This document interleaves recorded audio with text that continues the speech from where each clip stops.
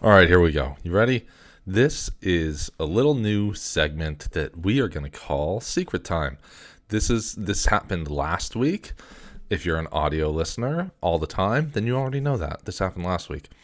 I'm going to call this Secret Time. All right? Secret Time is going to be my little segment, the beginning of the show, where I give my audio listeners a little something that the live video isn't getting.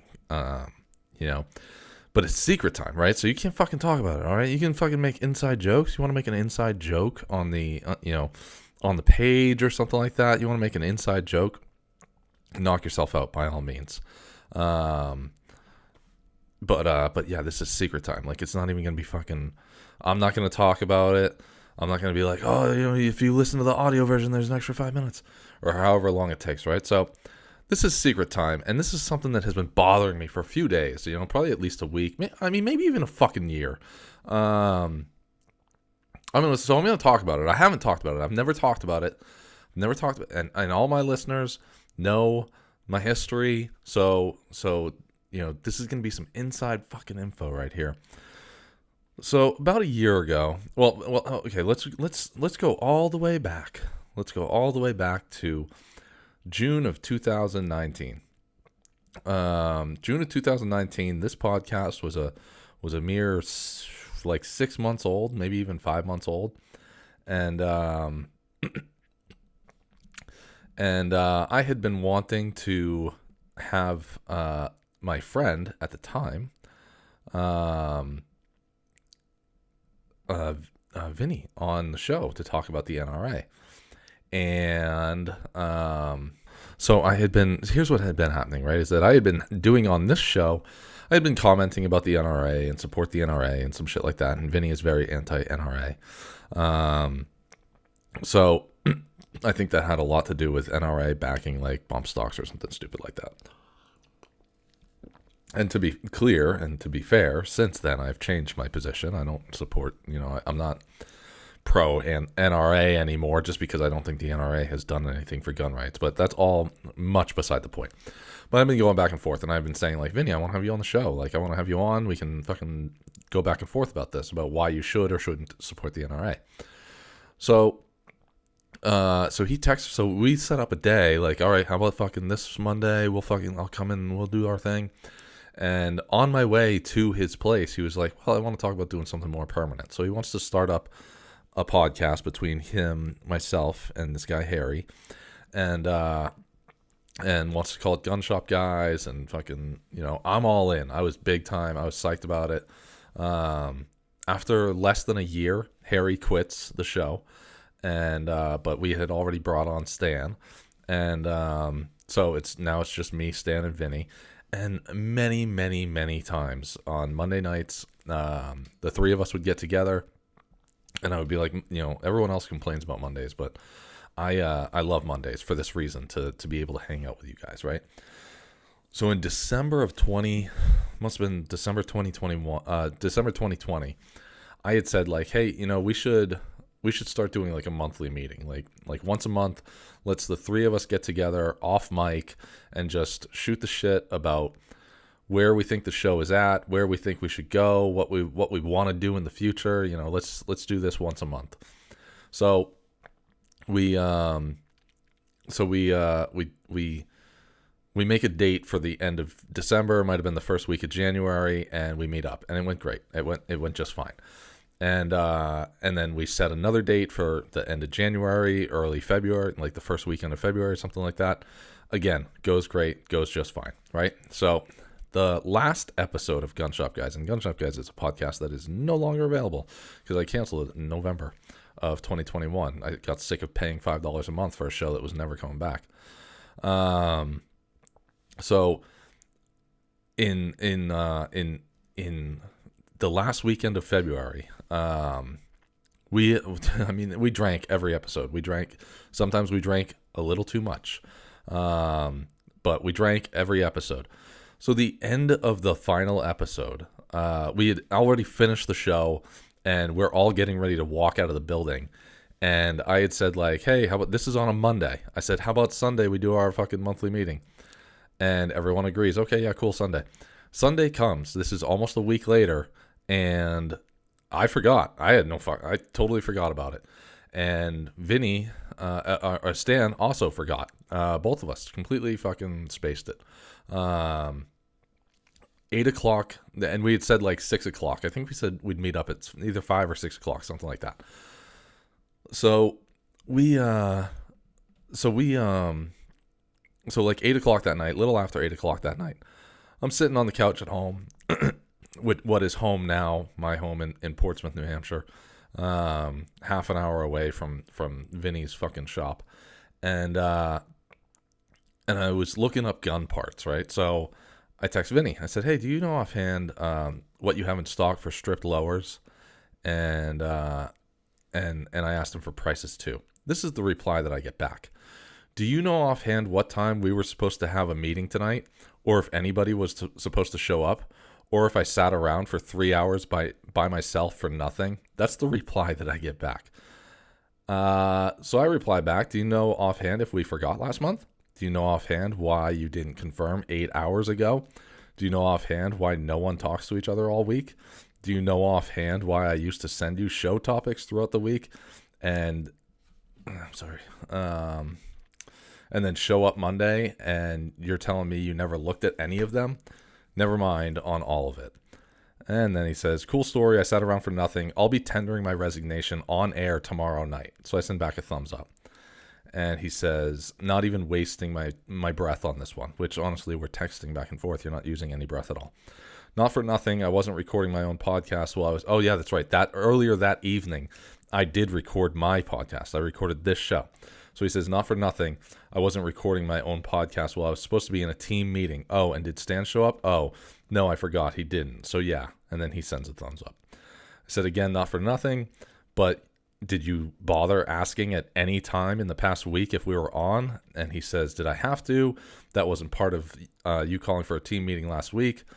And then he says, and maybe it was for something or maybe it wasn't, but I'm cool either way. I said back, I'm blown the fuck away that you would be so butthurt about this, Mr. Fuck everyone that's easily offended. Sensitive ass people. No one has anything else going on in our lives but to be at your beck and call from us, Mr. fucking Vinny, right? We don't have our own lives, or even if we do, they don't need to be put on. They need to be put on hold for you. Yes, I said we should have a meeting. I said that 6 days ago, and you never thought once in the last week, especially in the last 8 hours, to be like, hey, are we still on tonight? Never, not once. Well, you supposedly sat there doing nothing for 3 hours. You never thought to ask if anyone was on their way. I'll be there tomorrow. I was planning to be there to buy a lower, but never mind. You can resign on air tomorrow and be just like Harry. Another thumbs up from Vinny.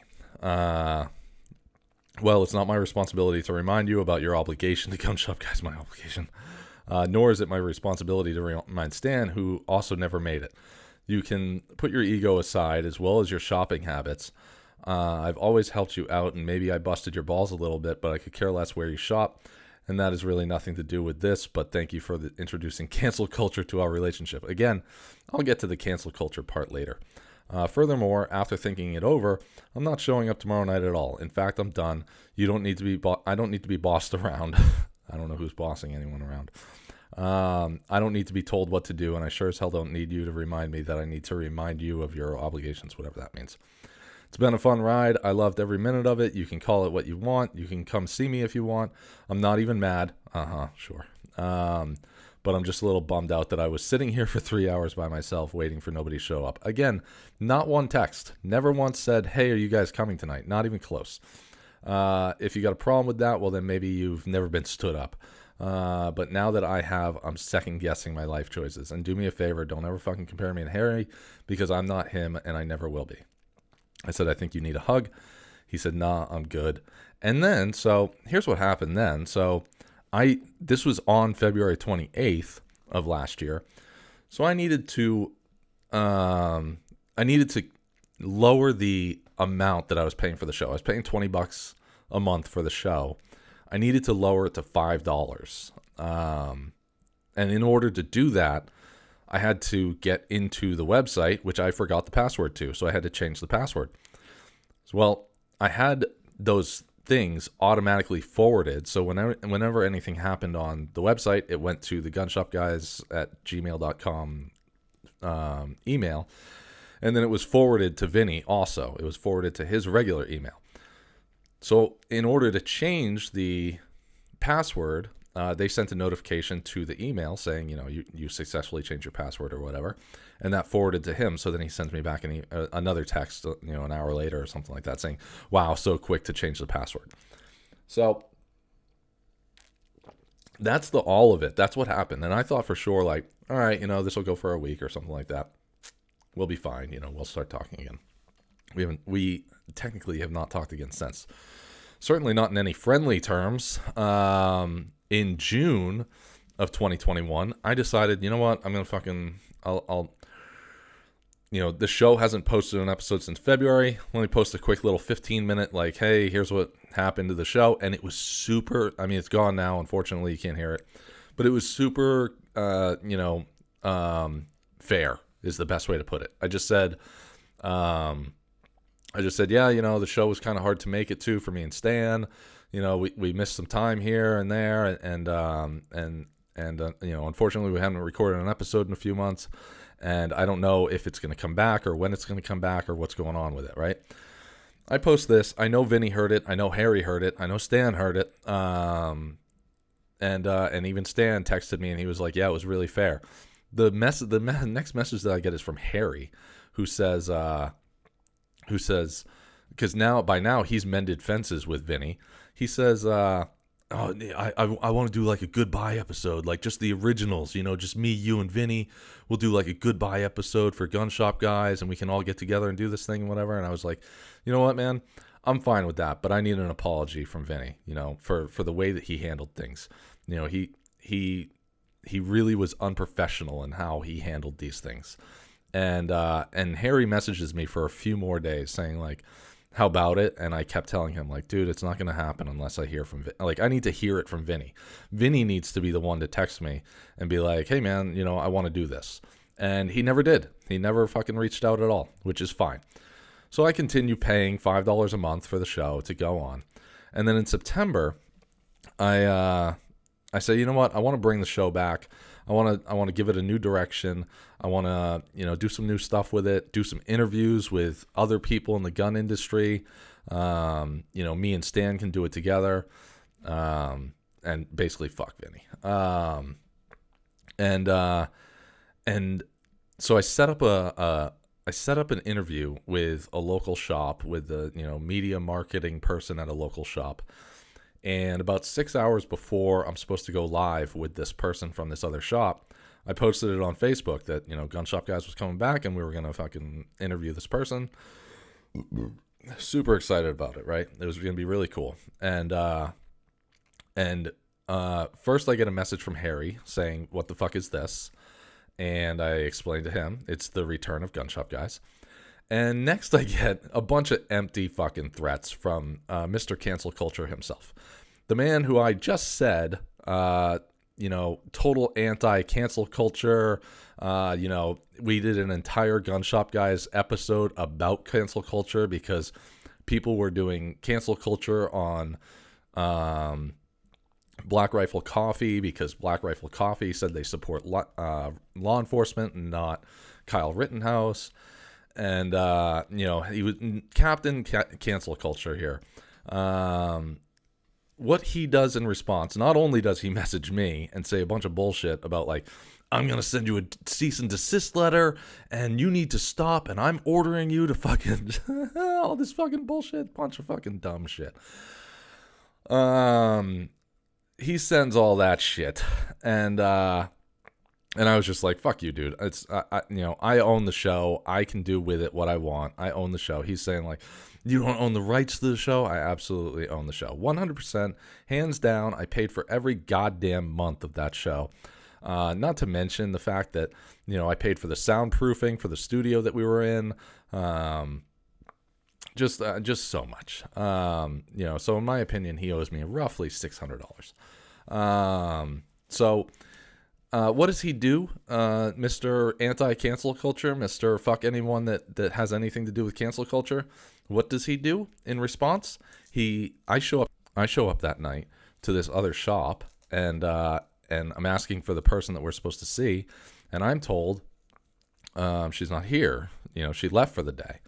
So I check my email, and there's an email from her saying that this other shop contacted her, said that you don't own the rights to the show, and we don't want to get involved in any sort of potential legal battle, anything like that. So I can't do anything with you right now. Is basically what I get back from her. So, and that was that. That was I didn't even bother fucking texting him or anything like that.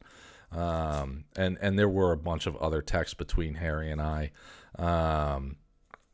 that happened in September and in it was, I think, in January or February of this year. Must have been January of this year, because I had canceled the show in November, and then they wanted it back, and then I had said, yeah, sure, whatever, I'll fucking get you the info or whatever. And then when I went to try and get it, the show had it was gone. It was completely gone. So, it's, all I ever tried to do with Gun Shop Guys was drive that show into the ground. All right. Life is not about stability or, good things happening. All right. You got to mix things up. That's how I got here. You got to be a rogue. All right. You got to be a regular maverick. All right. You let self-loathing dictate all of your snap decisions until you burn bridges and give up on things, until you haphazardly luck your way into some sort of success, and then you burn it all into the ground, and you start over by being a dog walker in downtown Portsmouth who's sort of tolerated in the open podcasting scene after years of disparaging on his racist podcast. All right, so that was Secret Time. I liked it. That was fun for me. A lot longer than I planned it to be. I thought it was going to be 5 minutes. It ended up being 17 fucking minutes. The first 17 minutes of this goddamn show. But here's how this works, right? This is how Secret Time is going to work, all right? I'm going to now hit the live, and we're going to pretend that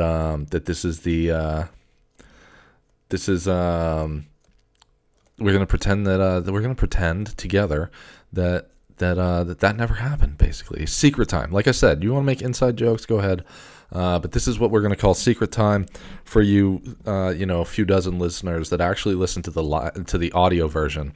And then the live version has to miss out on that stuff. So, ready? And you are gonna know that happened because, here, watch this. You ready? Excuse me. And welcome to Adulting with Donnie. And here's the show. Happy, what is it? Wednesday? Fucking Wednesday. Wednesday. Fucking March 20th or 30th, March 30th. Sorry, I should be better about this. I'm trying to text while podcasting. It's a bad idea. I think texting and podcasting might be worse than texting and driving. And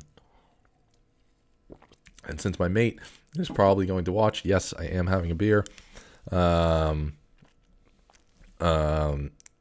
Yeah, anyways, happy Wednesday. I had the day off. It's been an okay. I'm frustrated, all right? I'm frustrated with my goddamn ankle. I want it to be better. I understand marathon, not a sprint. Marathon, not a sprint. But still, I'm allowed to be frustrated. I'm allowed to get fucking irritated once in a while. I said to my physical therapist today, I was like, if I break an ankle again, I think I'm just going to have them amputate. From the knee down, I'll just have them amputate my goddamn leg. It's got to be easier than dealing with A, the pain, and B, the not being able to fucking walk correctly all the time. I don't mind, especially in the morning. I had plantar fasciitis last summer. So I'm no stranger to waking up in the morning, getting out of bed, and being like, God damn it, this fucking hurts. I'm also no stranger to getting on the treadmill or getting on the bicycle and walking away with a little bit of a limp. No stranger to that. But to deal with it for virtually most of the day, is just, it's so irritating. And I said on my last episode, I've never in my life been like even taking 4 Advil. I've always been like, that's fucking bullshit. Unfortunately, taking 4 Advil, 4 Tylenol, and 2 aspirin all at once does seem to help with the pain. But I don't like to do it. I took that little concoction of 10 goddamn pills about an hour and a half ago right now. And that was the first time I took it since 11 o'clock yesterday morning. And I don't know. I just don't want that to become, my life is that I'm going through Advil, Tylenol, ibuprofen, aspirin. I'm going through all this stuff every week or two. So, yeah, but anyways, I had physical therapy today, and, that was kind of like the down point of my day. Everything else was great. Here's a great little fucking story. So in like early February, right after I broke my ankle, maybe a week or so after I broke my ankle, Ro says to me, when you're able to start going to the gym again, I want to go with you. Now, I forgot to tell you guys this. I forgot to tell you guys about this. Way back in June, I signed up for the gym for Planet Fitness, and I got the black card. And the black card means that you can bring someone with you. So way back in June, I signed up for the gym, and I told Ro, hey, if you ever want to go to the gym with me, like I have a black card, you're more than welcome to come with me. And she's super nice, so she was like, oh yeah, great, that sounds great, thanks, I would love to. And then it was only a few weeks later, maybe 2 or 3 weeks later, me and Stan go to the Portsmouth Police Department to watch the 4th of July fireworks together. And so Ro takes us on a tour of the Portsmouth Police Department. So we do the tour, and then we get down to the gym at the Portsmouth Police Department, and I was like, holy shit. Like, no fucking wonder you're not exactly jumping up to come to the gym with me. They have a full gym in the basement of the Portsmouth Police Department. And I mean a full gym, like all the weights you could imagine, the benches, and, I think they have an elliptical. Who the fuck buys an elliptical if you're not an actual gym? Definitely had at least one, maybe even 2 or 3 treadmills. But just like I walked in there and I was like, oh, well, this explains why you're not exactly jumping to come to the gym with me. You have a fucking gym right here. Like, if the post office had its own gym, I would not have a gym membership. There would be no reason to. Sort of. I say that sort of. I mean, there's plenty of places that, like, I deliver to a building that has a quasi gym. It's very small. I mean, it's barely bigger than this room that I'm recording in right now, and it's a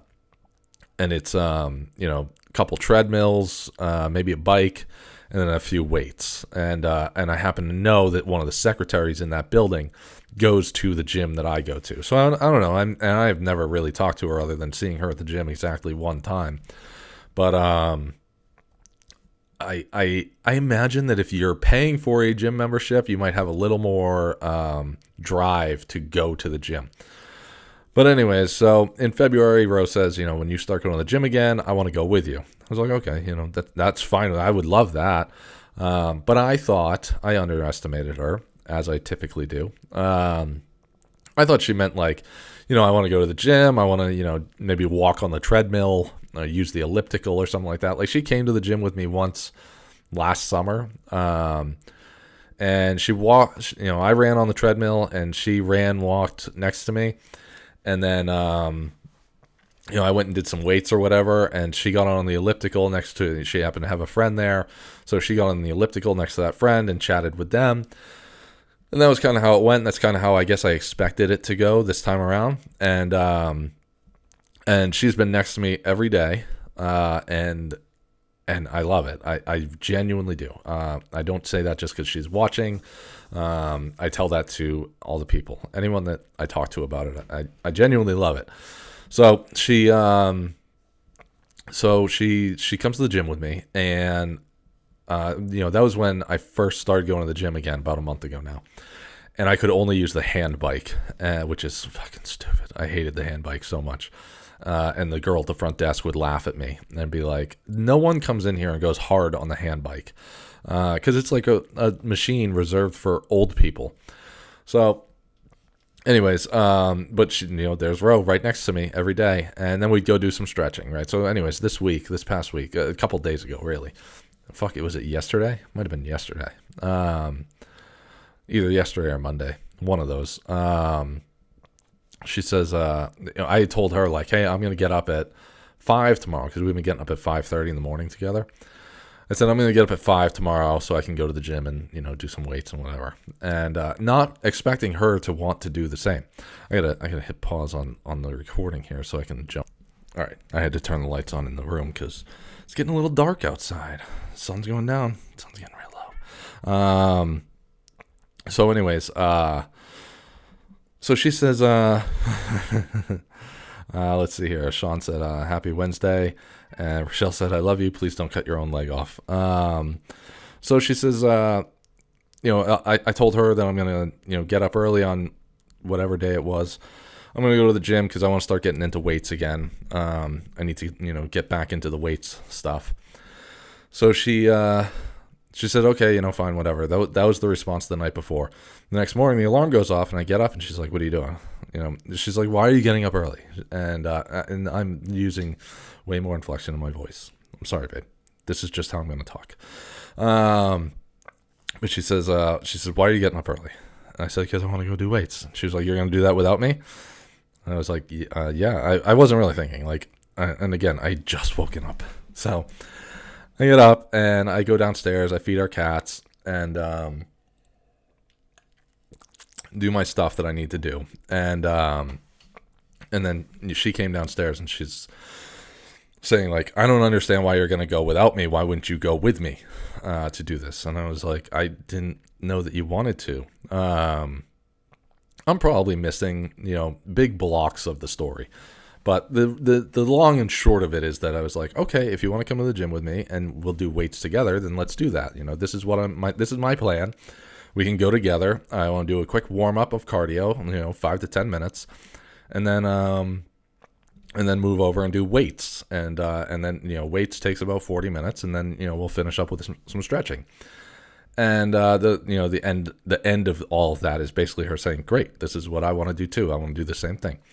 So I said, okay, that's fine. And so I tell her I'll meet her over there. My biggest thing was that I want to meet her over there because I want to get, she just walks into the gym and she's dressed and ready to go. She can walk in, fucking sign in, and go straight to a machine and be ready to go. Me, on the other hand, I got my whole gym bag. I got all my shower equipment. I got a whole routine that I do in the locker room. This is my routine when I get to the gym. I walk in, I sign in, I go to the locker room. I got to get changed into my gym gear because I've walked in regular street clothes.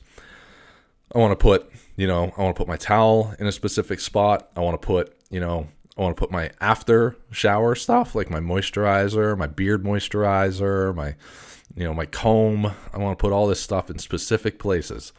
And then I also need my pre-shower stuff. So my towel, my bath, my shower and body wash, my sponge, my little face scrubber that she got me.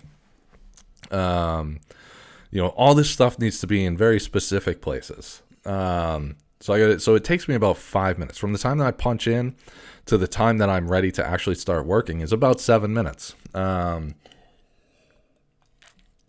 So I told her, like, I want to get to the gym ahead of you. I don't want to leave the house at the same time because I want to start working out at the same time. So I need to leave the house just a few minutes ahead of you. This morning, I timed it almost perfectly. Yesterday morning, I left. I went inside. I do all my shit. And then I'm waiting at the front door for her. This morning, what I did was I left the house. I went to the gym. And then I just sat in my truck until she was leaving home. When she left home, that gave me just enough time to go inside, do all my stuff, and then when I walked out of the locker room, she was walking into the gym. It was perfect. So that's what I'll do from now on. So yeah, and then we go around, we do all our, she went through all of the working out that I do, and she kept right up with me the whole time. I shouldn't be surprised. I genuinely shouldn't. Like, this should not come as any surprise to me. And yet, somehow, after almost 2 years, I continue to be surprised all the time by this woman. Simple things like that. Like that, I don't know. It just shouldn't surprise me. And yet it does. I've had 2 or 3 exes who have gotten gym memberships and then just kind of, used it as justification for being at Burger King and ordering a double Whopper. And a large fry, and then complaining later about, I don't get it. I went to the gym twice this month. I walked a whole mile each time, and I haven't lost any weight. It's bullshit. I put on 5 pounds. It doesn't make any sense. I don't know. Maybe you should check your diet. See what I definitely like. Diet is something that not only do I tell myself all the time I want to get more interested in watching, but it also can confuse the shit out of me. I do try to watch what I eat, and I try to look up healthy meals. Like last night I cooked us haddock for dinner because, it's healthy, should be good for you. I made like a spinach couscous with it, and what was the other, like a white and gold corn to go with it. So it came out really good.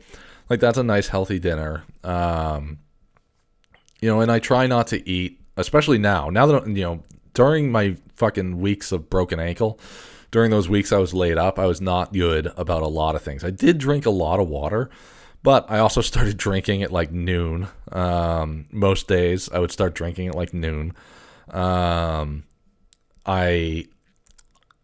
I don't want to say that I ate like shit because I couldn't fucking go anywhere. So, excuse me. So it's not like I could go to the store and be like, I'm going to get a fucking box of Ho-Hos and I'm going to get, some McDonald's on my way home, and I'm going to get, a large iced coffee with caramel and sugar and cream and all this shit. I don't want to say that I ate like shit, but I definitely wasn't eating right, and I wasn't in a calorie deficit the way that I was pre-broken ankle. Pre-broken ankle, I was calorie deficit every day. I took in, I probably took in about, 2,000 to 2,500 calories every day, but I burned 4,000 to 5,000 calories a day is what I was burning. Maybe even more. I think there were some days that were more, especially that day that I ran a fucking half marathon for no goddamn reason. But like one thing that's confusing me, and I want to talk to Almy. I texted Almy, Jason Almy. Shit happens when you party naked. I texted him the other night. I said, hey, I want to talk to you on the phone.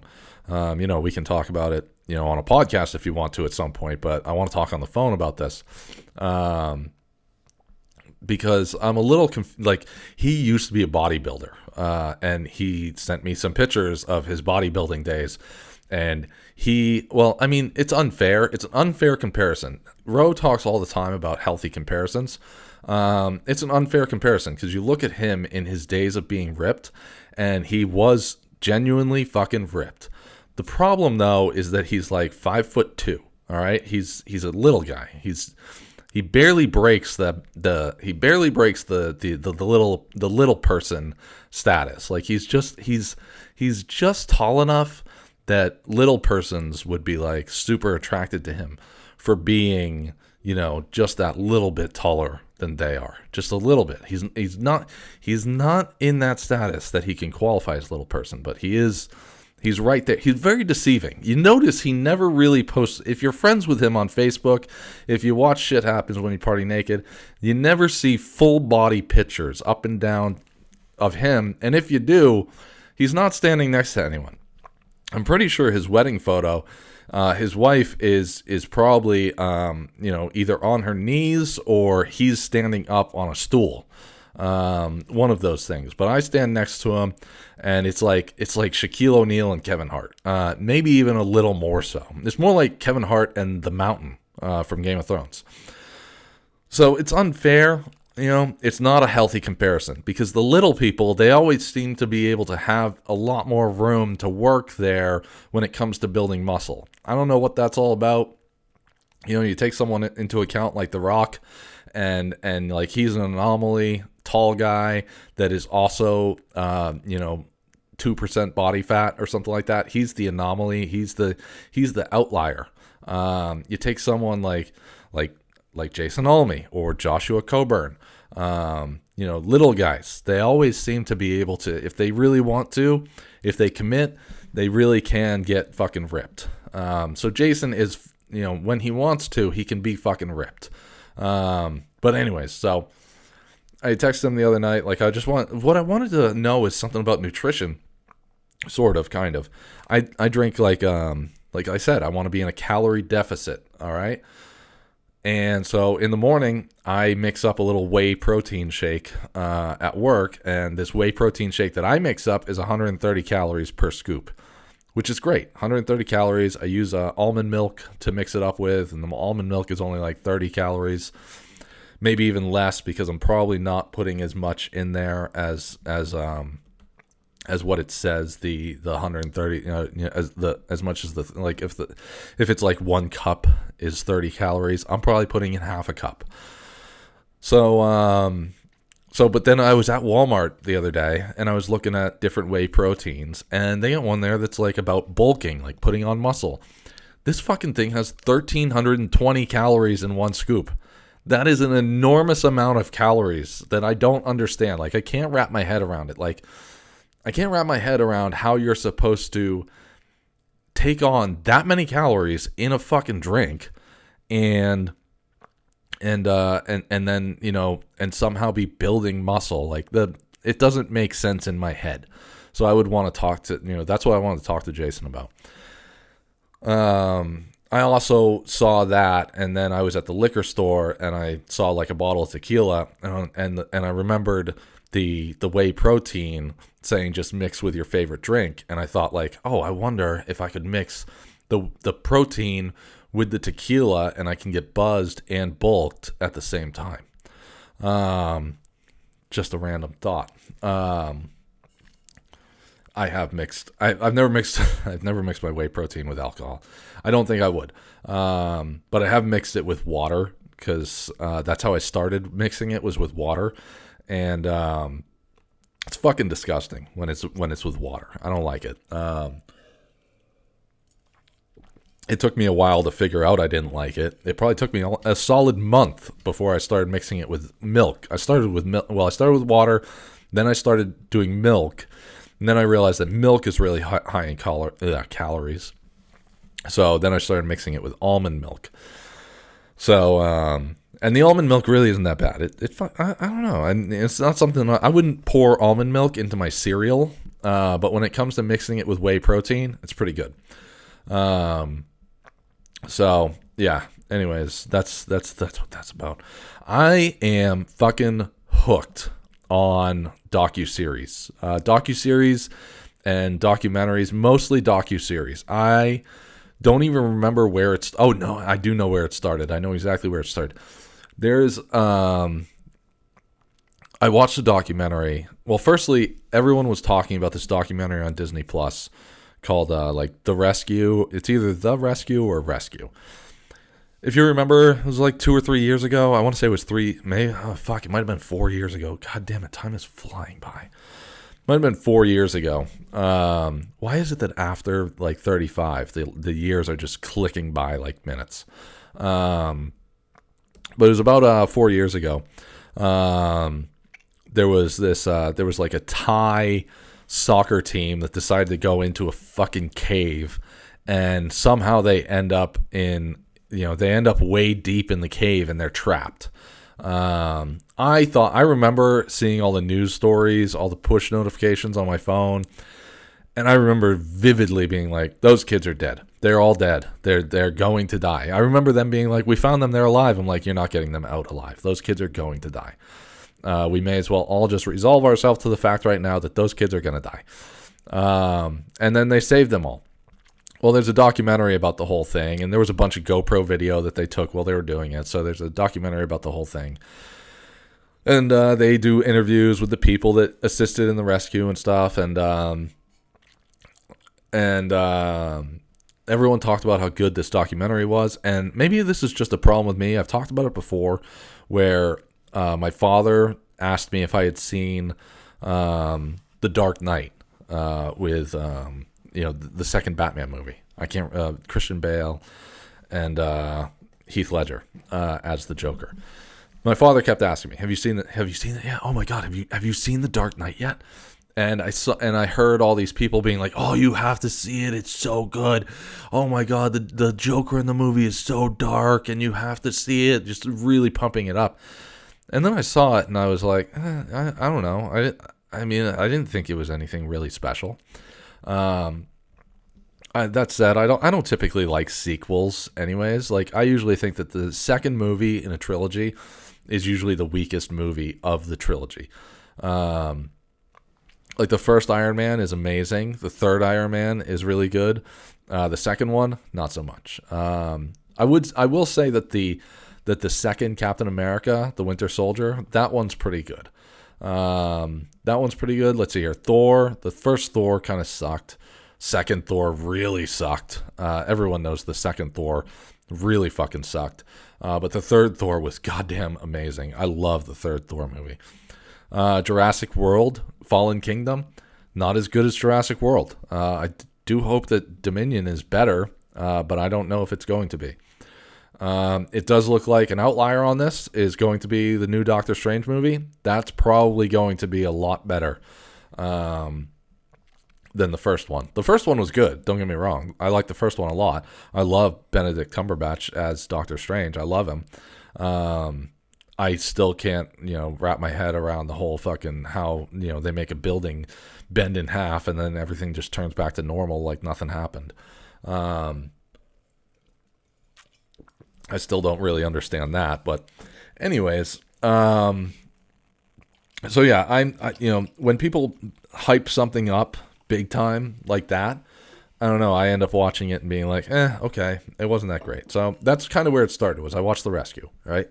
And then I move on into Netflix, and there's a little docu-series. I want to say it's 4 episodes. The first one that I watched after The Rescue was Tinder Swindler. Excuse me. The Tinder Swindler was a documentary. I want to say it's just a 1-part like movie documentary on Netflix right now. And that movie is it's about this guy. He's overseas. He's using Tinder, and these girls are using Tinder, and he's fucking, they fucking swipe right or whatever direction you swipe on Tinder. I have a 50-50 shot of that being correct.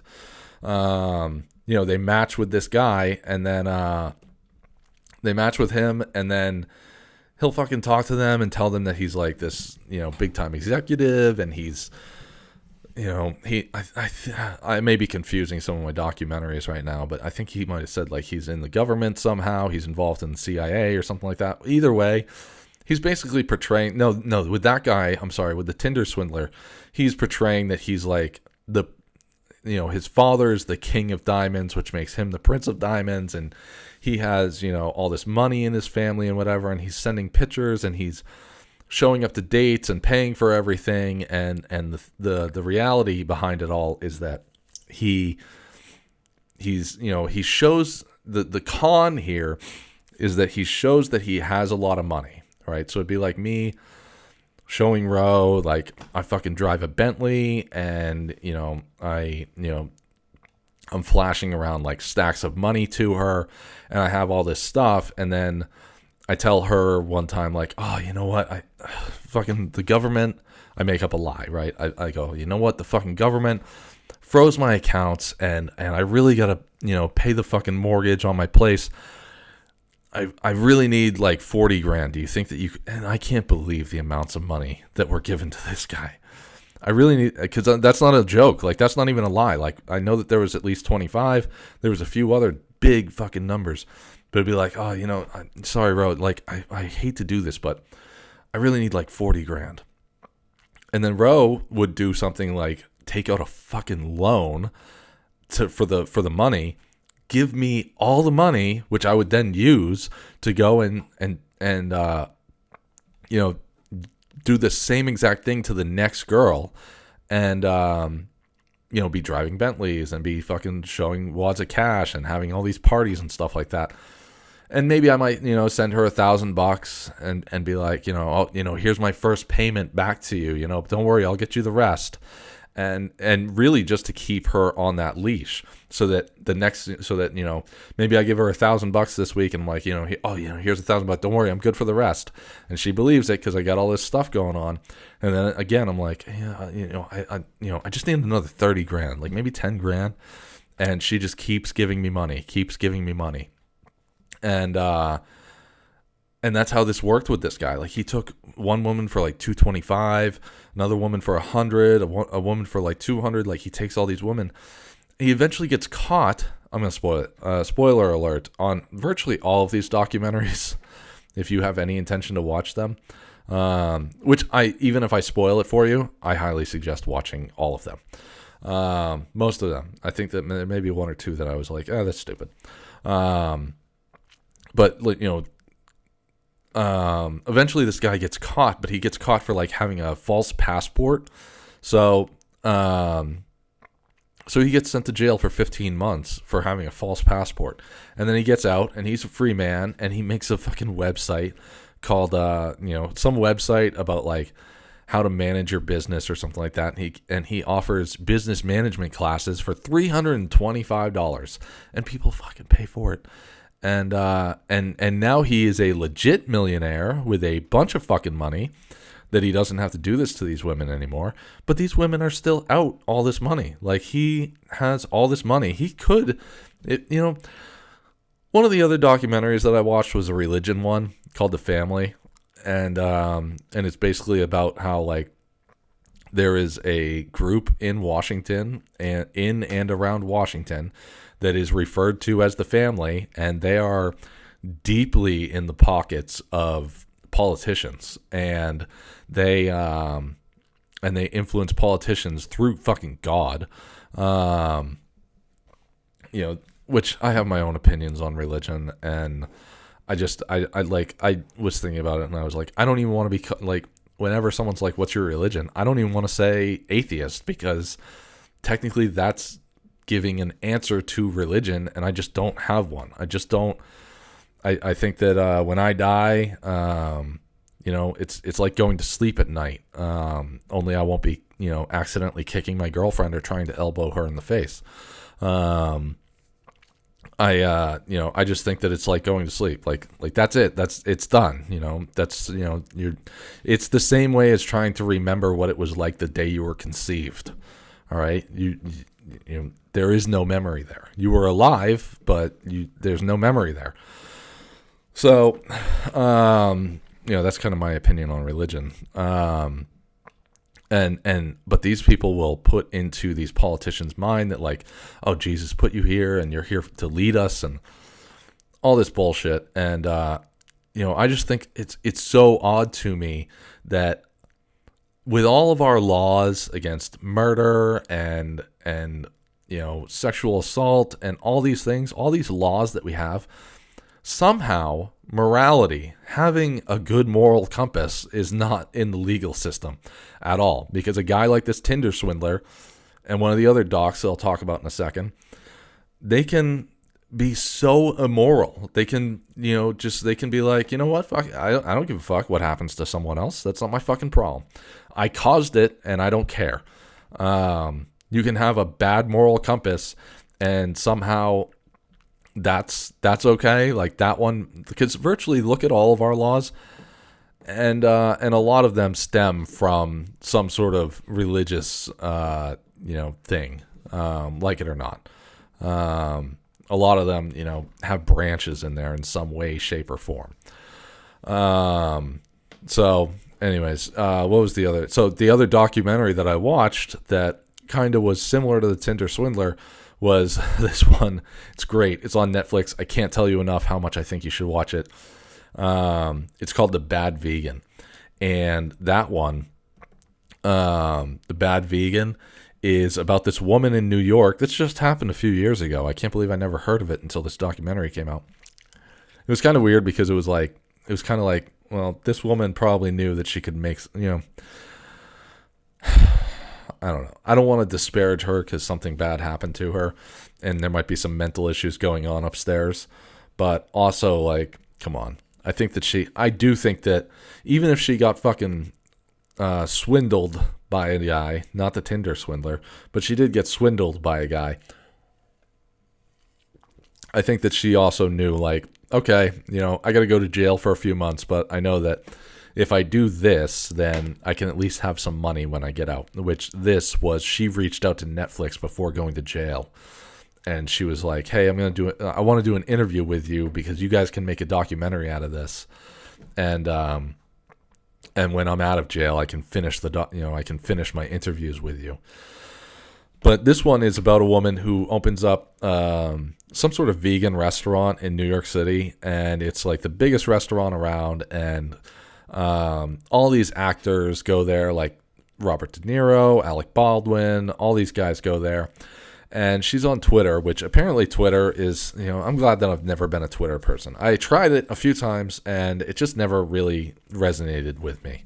I didn't like the 140 character limit when I first tried it, and I know that they upped that to like 240. And even still, I just don't like the character limit. I remember seeing an interview about, with the CEO of Twitter way back in 2008 or 9 when it first came out. And, the CEO being like, oh yeah, it's like sending a text message. And, and I remember some stars, especially some bigger comedians that I liked at the time being like, oh yeah, I love Twitter because it's like my fans can actually interact with me. Like, dude, they can do that through fucking Facebook.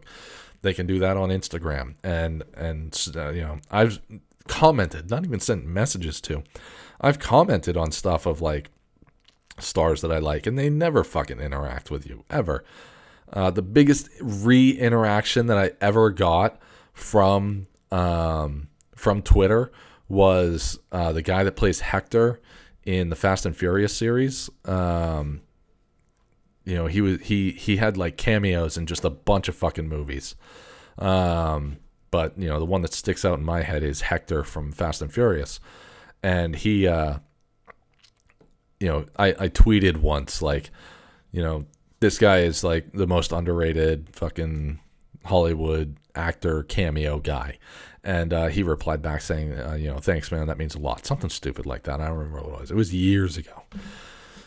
But anyways, yeah, so this woman, she's got this vegan restaurant. She's on Twitter, and this guy sends her a message. She sees that Alec Baldwin is friends with this guy. So she thinks like he's legit in some way, and he ends up hooking up with her, and does exactly what I just described in the Tinder Swindler docuseries, where he is like showing these big amounts of money, and he's saying, he definitely was saying, I'm in the CIA. The other guy was not. The other guy was saying that he was the son of a diamond fucking mogul or something like that. But this guy is like, I'm in the CIA, and I can't tell you everything that I do, and sometimes I'm going to be gone for weeks at a time. And they don't actually show what this guy looks like until episode 4, and I can't even describe him. There's no actor that I can think of that I could describe this guy other than he's like 6'3", 6'4", and he's got to weigh 300 pounds. I mean, he's a big dude, and it's not all muscle. Like, this is just a fat guy. And it turns out that he has an ex-wife in Florida, and he has a kid with her that he hasn't seen in years, and he never sends her money, anything like that. And this woman was interviewed too, and she was like, God, I just feel so bad for these women because he's just such a fucking liar. And he's telling this woman, and this woman was a millionaire. I mean, she has so much money, and she ends up completely broke. He tells her that if he joins her family in Nevada, then they can save her. They can make it so that her dog, who she absolutely loved, We can make it so that your dog lives forever. And somehow she fucking buys it. Somehow she fucking believes this shit. Like, there are parts of this story where I'm like, I kind of feel bad for her. And then there are other parts of this story and the Tinder Swindler story where I'm like, how the fuck did you not know? Like, what the fuck happened there? For real? So, anyways, so yeah, that was that one, Bad Vegan. Then I watched that one called The Family. Like I said, I'm totally addicted to all these docuseries now. I can't get enough of them. The ones on Netflix are the best, without a doubt. I've watched a whole of one on HBO, and then right now I'm watching a DB Cooper one on HBO, which I'll probably finish tonight before my mate gets home. But the one I watched, the other one I watched on HBO, it's called Class Action Park, and it's fucking wild.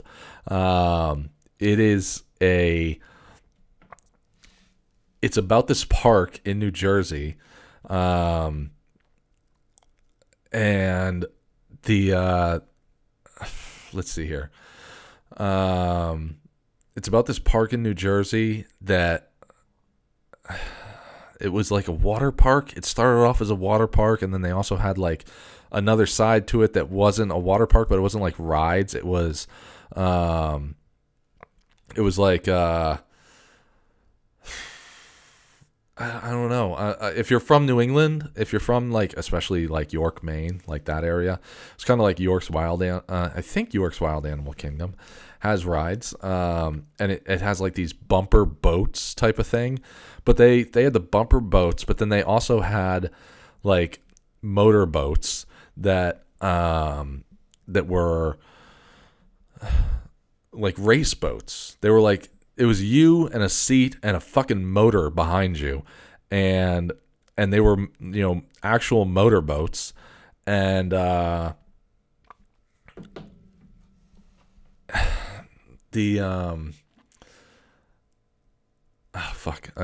lost my train of thought. So this water park, on the water park side of this place, right? They had a water slide that went down at a really, really steep angle, and then it did a loop, and then it came out the other side into a pool. Now, they never had a single engineer assist in making this fucking water slide, because any engineer would have been like, look, here's how this works, is that, you know, a roller coaster can do that because it's on fucking rails and people are secured into their seat. That's how a roller coaster can do a loop like that. A water slide is just a fucking person who goes down, and that's it. So these people would have to go down this slide. They measured it, and they were getting G-forces around 9 going into the loop, because that's how much you needed to get around. But not everyone got around. You know, if you were too big, like a big guy like me, probably wouldn't make it all the way around. And what you'd do is you'd go, if you're watching on the video, I gotta look at the video because I can't tell what's going on here. So if I'm going around, I come up to the top of the water slide, and the way they hoped it would work is that you have so much G-force coming up into that top that you're just pressed against the top. But if you're a guy like me, you might slow down going up, and then you don't have enough speed to stay hooked up on the top, and then you just fall down onto the other side of this tube that you're in, and then you probably just, you know, fall down the rest of the fucking thing. So they needed to install like a mat of some sort because people kept falling onto that thing. So people were getting hurt. So they installed this mat. And after they install the mat, they realized that people are coming out, and they're all fucking, their sides and stuff are all chewed up, and they don't know what's happening. So they open it again. They find out that the fucking, there's teeth. People's teeth are embedded into this mat, so that's what's catching like on people as they're going around the slide. They're hitting other people's teeth that are chewing them up, you know, cutting up their own skin. Fucking disgusting. The motorboat thing that I just talked about, like, there's no real lifeguards there. Like they said in the documentary, like, you'd constantly be going down like a lazy river or something like that, and and just see an empty lifeguard chair. There'd be a lifeguard chair and nobody in it. The motorboat one, they interviewed someone who had said like one day she was sitting there, and what you did after you finished your however many laps they gave you like 3 or 4 laps to do in this motorboat, and you come up to the dock and you stop, right? So this one kid comes up to the dock and he stops. And then another kid comes around on his final lap. He's got this motorboat at full speed. He never fucking even bothers to stop it. He doesn't pull the fucking engine back to idle or anything. He comes flying up. He hits the first motorboat, goes right over the top.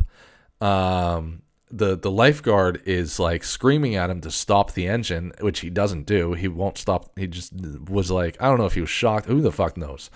This is way back in the early 80s, so who knows? I mean, there's no video of it happening or anything. So but he doesn't stop the engine. She looks in to see. She thinks for sure this kid's dead. The kid in the first boat, he's got to be dead. And she looks, and the propeller for the motor is just barely cutting his neck. It's just barely hitting his neck. So she can see blood, and she can see that he's cut, but he's, yelling and screaming. So he's alive still for now. And she gets this fucking rod. She had like a rod, and she pushes the other boat off away from this kid. And when she gets it far enough away from him, the second kid that was driving that boat jumps out and just walks away. Just fucking, oh, shit, that sucks. I'm out of here. Bye. The place was described as just basically having no fucking rules. One of the other things that happened there was like they had like this, it's like a downhill, I don't know what to call it. I tried to explain it to Ro today, and I did a bad job. They used to have one here in New Hampshire, and I think I've seen one in Massachusetts too. It's like this downhill half tube type of thing where you sit on the equivalent of basically a skateboard. And then you have a lever in front of you, and you move the lever back and forth, and that should control your speed. If you have the thing pushed forward all the way, then you're moving at full speed. If you pull it back, then it lowers this skateboard down so that the sides will drag and therefore slow you down, right? So this kid is going down this thing, and he's not using the brake at all. And they said in the documentary, like, these things were constantly braking. So who knows? Maybe he did use the brake. Maybe I have no idea. He very well may have used the brake and it just wasn't working. But he goes around a corner on this little half pipe deal, and he goes right over the concrete, and he rolls down a hill and smashes his head. And they call his parents up.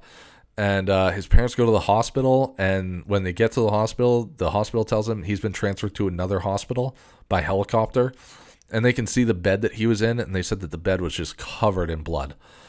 They go to this other hospital. He's in a coma. Took him 2 or 3 weeks to die. Finally he dies. Just absolutely insanity. The guy that owned the park had no insurance. His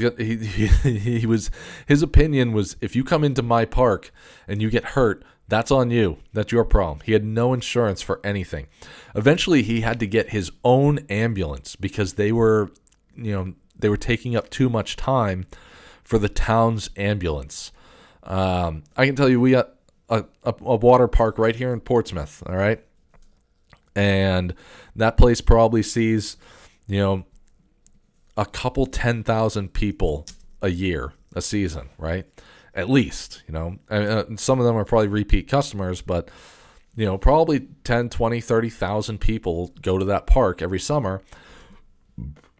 They don't have their own fucking ambulance, all right? If something happens there, Portsmouth Fire is responding. This place had so many goddamn accidents that they needed their own ambulance. They had a wave pool. Everyone knows what a wave pool is, right? They had a wave pool at this park, and they said that they put all the new people, all the new lifeguards, they put in this wave pool as like a hazing because you couldn't be there for more than 45 minutes without jumping in to rescue someone. And they had to empty the fucking thing. They had to tell everyone to get out of the wave pool every 15 minutes to make sure there were no bodies at the bottom. Guess what? They found bodies at the bottom on more than one occasion. More than once they found someone dead in the pool. Which is insane. Absolutely. The fact that many people died at this place. Now, that being said, I used to go to Six Flags all the time. Six Flags New England. I used to go to Six Flags all the time. And I had looked up one of their rides there once because I wanted to know more about it. And it's in Wikipedia because it's killed a couple of people too. Parks like that are just kind of like the social contract that you enter into them with is, hey, you're going to have fun. There is a 0.01% chance you might die here. But that's like part of the, I don't know, when it comes to like theme parks, action parks, shit like that, like the fact that you think of anything that you do that's exciting. Why do I ride a snowmobile across a lake at 100 miles an hour or more? Riding a motorcycle, going flying. For whatever reason, as humans, when it comes to something that might fucking kill you, there's something fun about it. I don't know. I can't speak for everyone. Off the top of my head, I can't necessarily think of anything that Ro does besides her fucking living, what she does for a living. I can't really think of anything that she does that's kind of risky behavior. But there is something, especially when you're a fucking teenager, there's something that's like, I know that this could kill me, but the odds of it happening are so incredibly low that it's fine. It makes it even like, I've never had a problem getting on a roller coaster. I love getting on a roller coaster. I think it's exciting. I think it's fun. Now, if I think about how many people have died on this one particular roller coaster at Six Flags New England, I think it's like 2 people have died on that roller coaster. There's a spot in Rangeley, Maine called Smalls Falls where there's a bunch of waterfalls, and there's about a 50-foot cliff that people like to jump off of, and they jump down into a part of this river that flows through there, and it's pretty deep, so you can jump in and you're not going to hit yourself, you're not going to hit anything. People do it all the time. Literally no one has ever died, but I won't do that. I look at that and I'm like, I'm good. I don't want to jump off that fucking thing. So it doesn't make any sense. Like, I'm looking at a roller coaster where people have died and I'm like, yeah, I want to go on that. But when it comes to this other activity where no one has ever died, I look at it and I guess I'm thinking like, I don't want to be the first one. I guess that's my thought on it, is I don't want to be the first one. I don't want to be the guy that fucking breaks the record.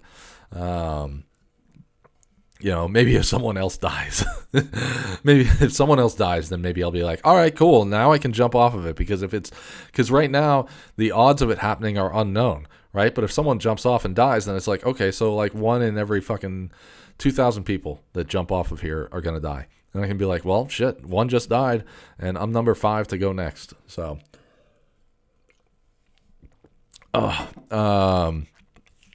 so those are the documentaries that I've watched lately. I think I may have watched 1 or 2 more.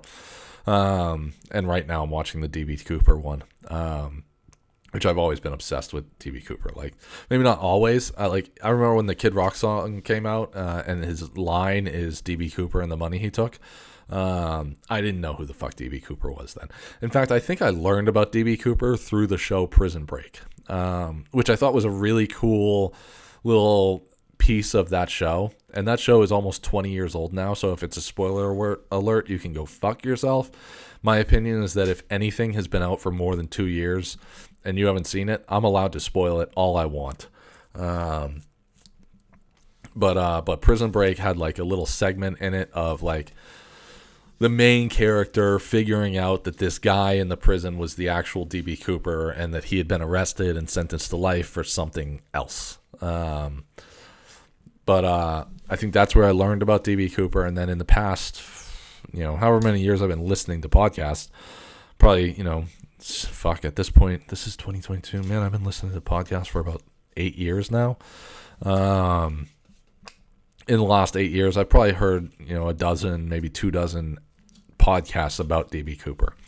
I don't think I don't know. It's hard to say, especially watching this documentary tonight. Today, I started it last night and then I watched a little bit more of it today. Watching this documentary about it, now it's hard to say, and I don't know if that'll change by the end of the documentary. But my opinion is that, my opinion before tonight, before I finish this episode, before I finish this fucking documentary, my opinion before that was for sure dead. He jumped into the woods of wherever, Western America, and he probably died that night. The problem that I have with it is that he was never found, and $8,000 was found. $8,000 was found by some kid. I listened to a great podcast. For any of you that do listen to podcasts on a frequent basis, the way that I do, I listened to a great podcast a couple of years ago, and I've listened to it at least 2 more times now, called American Skyjacker, which is a guy who was basically inspired by D.B. Cooper. And he tried to hijack a plane a few months later. Not Richard Floyd or McCoy. Richard McCoy, is that his name? I think it's Richard McCoy. Not Richard McCoy. Different guy tries to hijack a plane not long after D.B. Cooper, and he had tied the money around his waist, jumps out of the plane. When he yanked on his parachute, When he yanked on his parachute, the money came loose, fell off of his little waist pack, and goes falling to the ground. He lost all of the money. And then he lands in the trees. He gets all scratched up. He was able to get home. And then he gets home, and they figure out in short time that it was him, and he gets arrested. And the whole story is very, very, very interesting, because he goes to jail, and there's this whole prison break attempt with a helicopter. Some fucking psychotic woman hijacks a helicopter and lands a helicopter at the prison to get this guy out of prison, and she ends up dead. It's a really great podcast. It's like 10 episodes, I think, and but goddamn, it's so good. I highly, highly recommend American Skyjacker. It's such a good podcast. I've played their trailer on this show before. But anyways, so my opinion, D.B. Cooper probably died in the woods that night, but again, my problem is that they found $8,000 by itself. So where's the rest? Because he asked for $200,000, and they gave him $200,000. Where's the rest? This was 1970. I want to say it was 1972, but it was mid 70s anyways. When he hijacks this plane, you would not even. I don't even know if you'd be looking for bones at this point. I'm not sure if you'd find bones at this point. You'd have to be looking for a parachute, and honestly, those woods have been scoured so much by volunteers and law enforcement and federal law enforcement and just everyone that, if anything, he may have accidentally landed in a fucking lake. So you'd have to be looking for the parachute and the money at the bottom of a lake. And I guess, the $8,000 was found in a river. So who knows? But yeah. And then, yeah, wrapping up tonight. And the other good thing that happened today on my day off, I went and got tires for my Tacoma. And I love it. I've been so excited to get them. Now I want to go find some fucking mud or something. Like I had highway tires on there before, which surprises me because when I bought the truck, it came with a plow. So whoever had this truck before me was using it for plowing, and they were doing that with just regular fucking highway tires on there. I went and got some aggressive all-terrain tires put on it, and I love them already. I think that it lifted the truck up a little bit. Now I'm looking at lift kits. I'm looking at all the Tacoma shit, all the fucking cool Tacoma shit. There's so much cool Tacoma shit that you can do with your Tacoma. I have the access cab, the 4-doors. There's lots of sexy 4-door Tacomas out there. But the problem with the 4-door Tacoma is that most of them have a 5-foot bed, and I definitely want a 6-foot bed. So I like my Tacoma anyways. I don't need the fucking 4 doors. I almost never have a passenger in my car, much less fucking 3 of them. So I definitely like having my little truck the way that it is, but all winter long, I kept looking at my truck going, I got to get a new truck. I got to get a different truck. When I have my snowmobile in the back, it looks ridiculous. My snowmobile is almost as long as my truck. And my snowmobile is actually almost the size of my truck, to be honest. So so it looks a little ridiculous when I have the snowmobile in there. But now that the snowmobile is out and it's looking normal, I look at my truck and I'm like, I like my truck. It's a good looking truck. So got the tires put on today. Fucking expensive, but oh well. What are you gonna do? I mean, that's life. Maintenance shit. Stuff that you can't avoid. Excuse me. My abs hurt from working out today. Me and Ro did abs this morning, and my fucking abs hurt. Because now I got to push myself even harder with certain things. All right, let's fucking finish this thing up. It's been a long episode. It's been a whole hour. It's been a long day. I'm fucking tired. I had physical therapy today too. I think I mentioned that earlier. And man, that just tires me out, And then on top of that, I'm working out in the morning, so it doesn't matter how much sleep I get during the day. Because I did take a nap today for like 20 or 30 minutes, and even still, I'm fucking tired. I'll go downstairs, chill out on the couch, ice my ankle, finish up my DB Cooper documentary, wait for my mate to get home, and that's that. 4hmclothing.com. Check out 4hmclothing.com. All sorts of goodies there. Let's go check out that website real quick. Why not? I got time. 4hmclothing.com. Any order over $50, use offer code adulting. You get 10% off your entire order. How about that? That's not bad. He's just got cool shit, man. A lot of black and white. If you're a black and white person, I like black and white shit. Hats, t-shirts. He's got those shoes. He's got those killer fucking shoes. What else is here? Shop.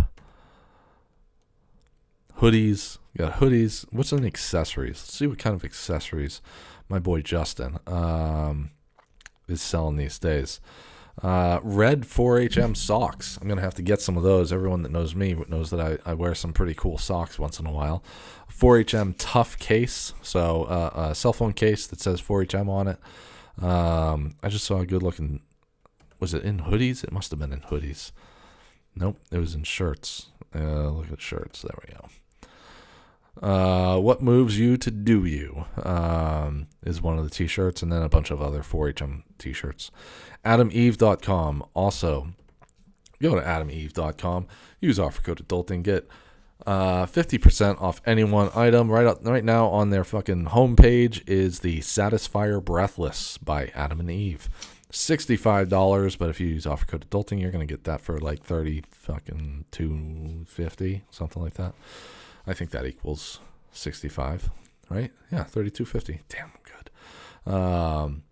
$32.50, or you can PayPal in 4 interest-free payments of $16.25, which is going to be even less. If you use offer code adulting, you get free shipping on that. You get 10 free items. You gift for her, gift for him, gift for you both, plus 6 free on-demand DVDs. So that is it. That's going to do it for me. Have a good night.